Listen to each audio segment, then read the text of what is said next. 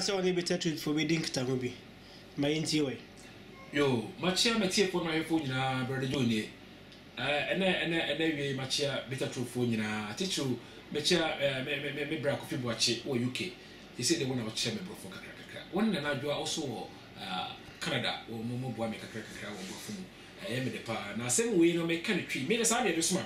Then so one hour table for take us a walk, Rubino. To say, dear. Mo ye de betre ye be ko wiase monte ne ntokobia mu ye de nsem obi wura mu pese wa ma ye to say ye better true for ye mfa wura ba bia abon mu nsora kodo mu ne ye mfa hwehwe wura de ma e ma wura de better true for asem e different from asori bia obi enu na edi nse no ye ne timi kasa pam dada ye adwuma ma foforo mu obi entimi me defend sa asem we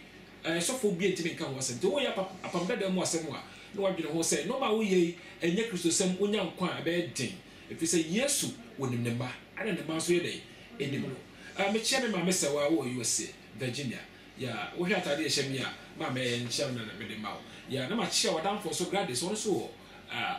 France ma chia no ya ma chia Manchester esta pon o Berlin wo so ma chia ana enebe yo me chia beta for ahodo akenya na nyame akwa mayonzi bimia wo USA me chia me te won kan chi me ma me te won kan yo dinti ene ye be hia no energy sempa maye ye hu se beta truth ya se tra na tre na kwa na ye koye ne mu na ye bebo anso ye awrade basa ne kraye ye nchechire mfru nipa ye nchechire de ko huna mu ye nchechire egina hokko mu eno na 2000 over years ago na wo ho eno na ye to so ene ya sa to so akote se ye de be ye nkaye na de ba ko me pese beta truth ye se ade se kania no ye pese de bi show bia nsem na asem we wotie no a wotie na esesa wankasa wa be dia tum se de sound asem a wotie na wo se kotie emfo eya asem a honhom e di achi na anya hwe kra no nda so ba ko so nya ne se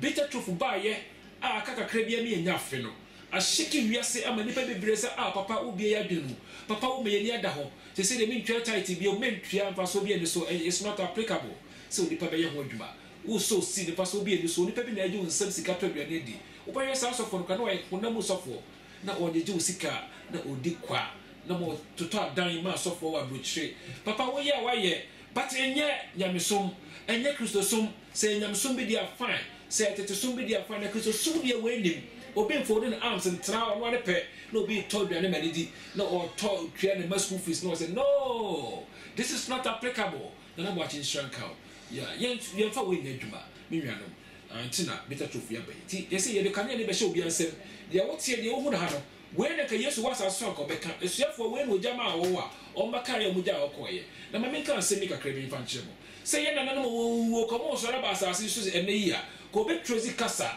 o be trezi ntwene o be trezi asa no dia kone diem adentia enkaye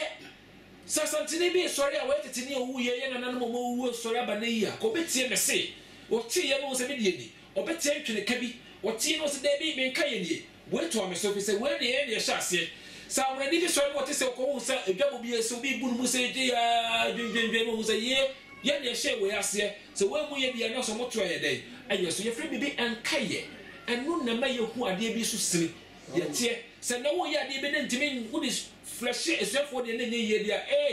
na aye kotobi kuma mo shane so eni tina beta truth for ya bai yan church ni kwaye asori bi enu okra bi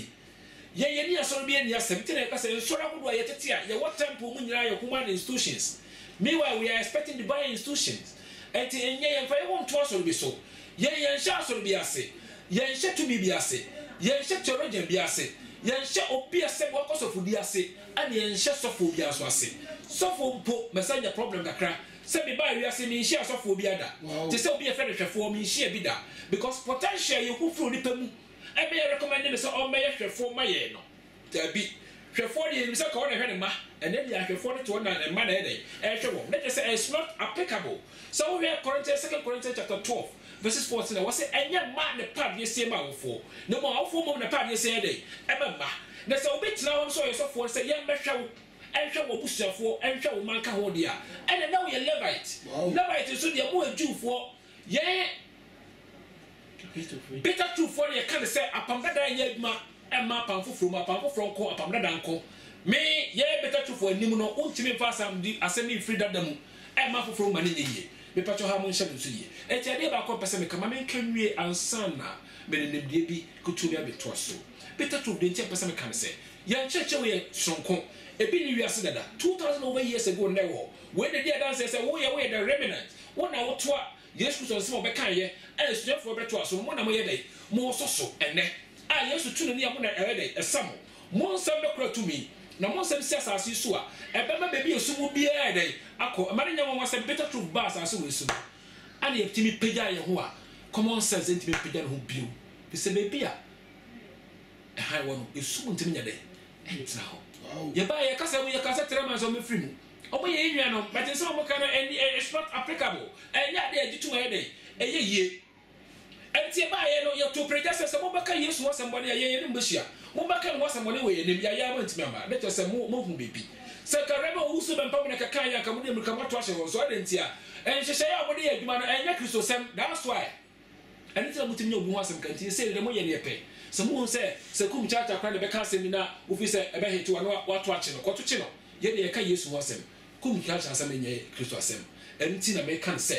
sa krofo wo mu nyina be ka mo asem because mo gu yesu no ase ache enti na obi atimi so mo no na ye better truth ya se jata wo chi enye ye ba ye de bit ma chew ntimi chie samba ho better truth ye peda ye ho no common sense kura kana mo to and na de we ja common sense they say they can bosom sem me ye ho sa wo so abosom any abosom som ho de kristo som ho me yantie na mo ka say yesu wonye biblical enye omo sheda portray say bibisa na yemfa ye gituma ye de enye yi wo da so ntia sia sit wa ha bra say wo ye hwan yo ye de wo ye theology yemfa ho because ye ho ho masam ne ye ka ye ka ho na masam enti pese sa touch we obi ekura bebi abon bi awo asori bi awo mu sanchechire we wo di bewura ho ye de wa boye say ye mbeti asori na wo ka Romans chapter 12 verses 1 what say me jana ko pomo bro musu mitu fu se mo fam ni pedie nso se afode e so ni aye kronkron na mo fam ni pedie nso sa eno na che se eno no yinyam so pa adwene bi ede e wo mti ni pedie ni de be urade ka kase urade betenam enya so da bi ye besie so nti ye better truth de ye ntia sorry na ma abo bi amu aso da bi amu nyamba sanchechire we nwura ho sanchechire we no nipa di trasa so wo ye different from wiase wow eno ti na me di kristo ni be de e bit ma fata nti so tie better truth a oba be yo kristo ni onya asoro bi ni asoro doesn't mean anything ekwo ene mo fa tight card mra mo fa so seed mo fa first fruit sa mo fa annual harvest sa ene ko fa we na confusion bebre wa asoro mo obi edi sika obi kristo so mo nya dwuma wom na we de na sha ase an nka ye ni sa de we nya yesu kristo nka ye say yesu be yan sama se bi to wa na we nya dai enka ho oni pe be de ba so we ye we de na sa wo follow Israel for mo a okwana mo nka ye dai and when ye kristo for ana ye better truth there they used to carry and ye ka no doctrine no human hands no bibia so be a wiase sofo bi no ye kukuda no so ye kese sedai aha ontimi nkontisa so we adentia fi se sofo no kra no wo sofo a wo ye kra no problem wo ho atade ne de she kunfan tire maka say looks are deceiving eti de person be kan nyane say they say ye de touch ne be she better truth for ensem obi a be ye bi be ka kra na mentia bio no nipa foforo bi na tia wo kasa ana e beje eduse be free abotire baby amia ntoko bi e mo de ato platform na nipa nyina de eti pese ni difo wo na say be ho ni difo no ene sebi omo wo babu no ni ndia ka sia kra bi ase me de no tise pa sa kwa weso tise ye pese America fo a na obi a wo pe so bit my creative platform wo America better truth platform na ko de the number maye on for better truth UK France Germany baby country be abetie no mesro awo sa volunteer work now the number ye dia ye de nyina be go stream so one next video a ye de ba so enti ye twetwen so ye saka wi ansa na ye video ye de ba de be ku so na obi a wo kasa countries mu bia fa number na no ade no home ni ye nya sa platform Rebecca cry no mo bebre ho be yen wa ha so ai wo kan bebre na ye bebre sa ye peda ko so no ni ho kai do so ye fi de sem ni ye no ma bi na ko so eti be di nkomo behind the scene sa ha grandi wi anu ara no afa de be wo se ya se betre nim dia wo de nyina be wura sa no ma we mu ya uncle Christian Machiao o UK when o yere grade sma chemo eno wie mu nyina ne de ne de wura mu papa na dwemu do pa na o che no ma bebre enti wo nyina chi no ye wi ne de bebre ba bebre mu am ye hu se de ye na beboa ana emwa kwa be fa so beboa na ye tik platform no ho Ghana for we de South Africa obi a woni de enti se basa de sua bi kura no a ye nko abetime sua abra e ba ha na ye de pia wonten se de Yesu suma sua for mo ye de omokoye di ntia pese me yere sa nti wo de be se mo me kan tew na me de bi twa to kakra bi enti wo a wo ten ka bia no video wo ti ya na wo pa restore no afre better truth for na yetimi agrande ne ayensa yo wo me to so yetimi ma ha kwa abra ye mfa ne de be nyede emirem yo adi ntia me kan sa so kan Matthew chapter 16 verses 8 na yesu se mesima sorry na samado apono enyede entwi mfa so na wo ba 1 Corinthians chapter 3 verses 11 so no aka to se fa pe foforo de obi dimento foforo enka de hye wodada no so na de hye wodada no so ade bi a wode beto so no wode oja ene be so hwe na ye de di gold sika kokko ene beto so se beye na ejare kan wa yele enhye no adentia ye de ore yesu asam ankasa na ebesi so na esi de gira so a enframa ba enye dai enwiri mu adentia na ye kan sa eye fopem hye wodada ana ye to so it is the one to so na be kire se eye fopem no a se blog de to ya wode blog so na dai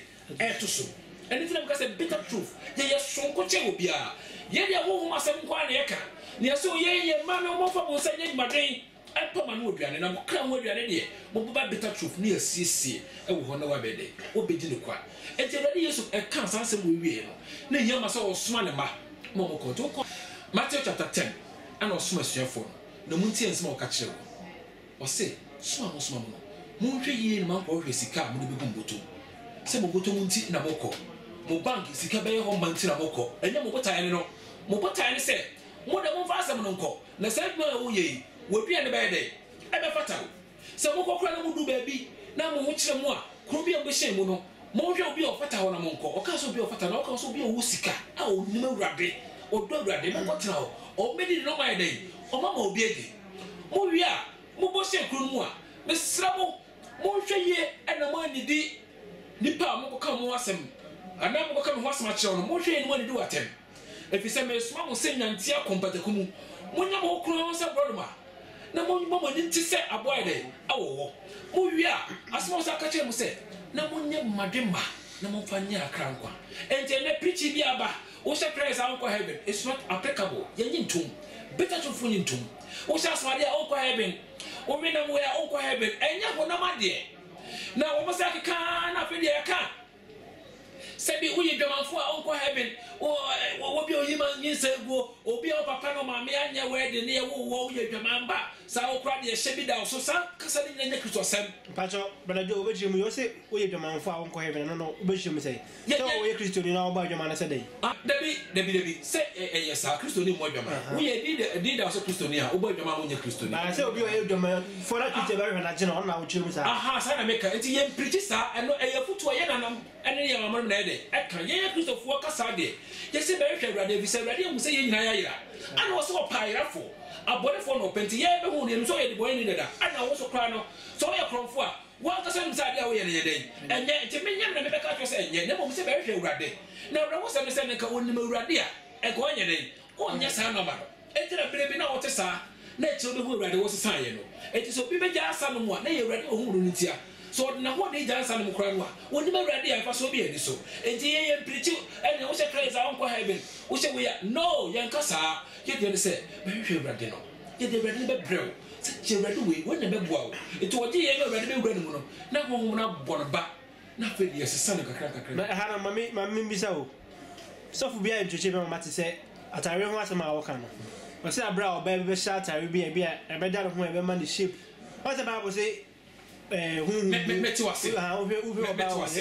metiwase se di pa no wasati bi enu a ye nka atade no ho asem atade na okaka ho asem enye no ne mo mane be hu awurade so bi wo som no osina pane a on se wo timi o but wo de high man wa obu high fe betime ho ye ne wo de awurade tino osiese wo sa e to na nka atade no wasem mane be hu awurade no wo hu awurade na tumi na wo awurade asem no mane wo se de we me de sha empata obu se no wa sha se shire ntade what I say, young Carter, no was some ye can yes was some to be away yes, no, and yes, said my ye. So do I boss what's the prayers? What's the prayers?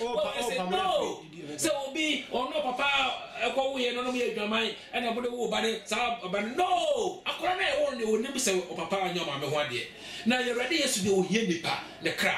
Enti so we adwaman fo say the slow brand ready hwe. Wo de wo adwaman a mo nipa dua nyina say brand ready hwe. O pese wo je o kra ne nkodi pe de be say dada. Brother Joe, intimate was anointing why na use no asafumu ene no so ene na papa. So na make say. Sa no ma ti sa bibia de ne hu. Aye hu ewo yanim se ye use akọ yeyem ana aye use aka ye ho no eye no ma bia enye be fa ne say applicable aye gitu mo kristo mu so obi wo no se be use oil say dey anointing onipa bi say president sofo kwa na dey edi guru so a ye gitu mo kristo mu sa remnant no we yesu anye bia ye be dey ye be to aso ya mfa oil na de egu peter so eye ho nkronkro ye fa ye ni hu ye dey ene bi gu won so what dey say Efa say yasrame medical can say no money na it's not applicable. O say yan hu ade we. Sa o ye sia ba mo ni de eche, mo ni no ma de yemo. E to bi kwa fun so na de o ye de ma mo na mo num gum ye, mo ni ma no ma we de. Mo num, mo di mo nya. Sa so fu we ni mo no o to de kra dada. E ti say wo o to wo en ha no. O ku en ha no. So o pesika, e ti say da o ko ji schedule. Sa no wo de ma o ye wi a o de hono ma de be de. E be ma. But wo so kra no we de. What say? Because only the make and no maybe a person oil, I did be a deal who say oil where Jordan so near the moon tree. Better to for when is not applicable. I was saying the way every room. Because they make a mood out. And see if I want to send no matter Samu. Be pay oil, say the black seed oil. No, only way the broke a cake. 2 million a walk oil, no more, and only ye and actually bill. I am son of woman keke, I am natural yaresa. Never acquire spiritual adebia, I am Brosam. It is a cassa when a year better to feed you, Yassi. It's our can you win the ever officer or catch them, say. Answer a Maconomu, Yassi, a hand. At the moment, maybe a more could be also where I day, a hand. We are in Chile, I Yassi, maybe a more be also where day, a whole day. We was some way and woman we are so sweaty. I can't come until more so by their battery, and that's what they be away day. Move him. Yet, the Ripper Yan or they yet a sort of man ho, na temple de, yes, Sibi. And until they pass a deal who come on you who can pass a crack or your home. Near the end, some Rassier, a bonnet to Crobiamo, better true for your bed, Beco. It is to be said, Miss Sodaya, now your Befmaco have been a moment, but she never crack. I dare be a young Namadia, a yet that your soul, and Israel wouldn't know, yea, answer a state of mind. What you over think can hold Sims and maybe no day. Ekasa so be that no so that you want to be a susum near to how me but what I say or person depending on the so na so what did dia what you know I said ye wo wede what tell na say et wo kana person to say kona mu to say we be the rock what heaven kura ma nipa kuma mu da na e ma adwene mu da na ni kura susu da e na wo hona mu ni ya fa be kire na what radio so ka say so wonya mu machi ana me hu ss bi na nipa be je na wo susu wo ha ho wey bronsan na yisa no maestro enye dwuma e ma Christopher munti yen church sa no mai eti mo wo nyina de enwumachi se mo wo ya mo suro we mo yom kra de e chese mo so wo kire wo sa de wa February de o na men control se na yesi Yesu bia be hata asasi so o ba hata da we mu ana wata suro be so ade bia wo de be hu e deceiving bronsan na be sa de no o ka kire se wie no sa no be ye na ye de ne wote hu hu e state of mind ya me no be ka sa kire wakoma eno wadwe na ofi wadwe mu ayde e hu de nyame pese de e ka ade bia me da me so da ye e chef oben so de so da da e ye ni so de mu so da ya it's not applicable ya jitu anye dey enye ye ti ya better truth ye no obi anye dey e ni se me pa cho me de make mu da ho mo de hu sa asem ye miansa na wo na Yesu se ba ko so ana kromfo se ba ko so na wudi ni so ye dey e se ba ko so wiase we so be nya kromfo we dey we wudi ni eti to ye ni wo hu anto ase na ebiase a eye kromfo ase na ana wudi for dey ase na eni ti na ye better truth se be fa to so de Yesu kan ye ko kuma asem no e so de be we dey akoto be careful ye ni se mo ye be ko wiase na eti de be boy and say ye be so kan ye ni bi na ni eti be bi ko bia no aso bi e wo bia no na wo hye wo se bi dey ewrem de wo ti eno a ne de kosa ko pem se Yesu be sa dey ba me fa ne ma we na ma wo yeso ko na wo ka no na wo kuma e dane na wo bread dane na wo yese asem no ape be ba me ni se make mu da wa eni ti me srabo mo hye no so pa sa asem ya emiensa wo ye de ya wu a asem ye biase na obeda yi obeda enti misemo beta tofo ko nyim ho film munye bonini bi na wo ha so obeda yi ameto bi a che wadwe mesro frɛ jo wona me chate a emwa wo sa wo che mo chate dia fine e mo sa wo bo chate me ntimi nya sa ana bi me nya me brɛ ko me panje frɛ me asɛ ni bi 5 minutes aka wi na me te ayi musa me sro nti me o busa question na asɛ sebi o comment me a me se frɛ me top penche mo dia frɛ me na asɛm na ɛdɔ sense dia wo wadwene ne ɛkyerɛ beta trof na kasa apam dada ɛne apam foforo difference ye dey ewom ebi nye edwuma ye dey enkopim o yɛ sɛ wonte ase a frɛ me ade bi a wo yɛ ɛwɔ apam dada mu no na remnant ye dey ɛnɛ na ye remnant yesu ba beto sɛ ye da so kura ne nsɛm na ɔde ma ye no amu a ɛnte san bi anya dey enim no human hands no doctrine fi sɛ it should be a Bible and Bible only. Wow. Obiansa na tro nya dey enim sofo bi ani authorize away so said the more authorize was so no hwa so da ba ko pe to ba say school da ba ko pa aso da ba ko twene wom ye nyina bo yesu de take ka bo mu anaka nye dey enye ba ko ye de be church we ama we come Methodist Roman SDA Church of Christ na akoye yesu ba ko because church we in the time ye ka sa no so ye hohom so e be dia dance say ye yesa na ye de nkoma merade nti we de mesere mo beta trofufu nti na ma me yesa so yi se mo te menka baby will be a friend na yenya number na ye pancreatic platform no ho ne be die nkoma akese a emma sin isha kamo ebe we yesu name amen.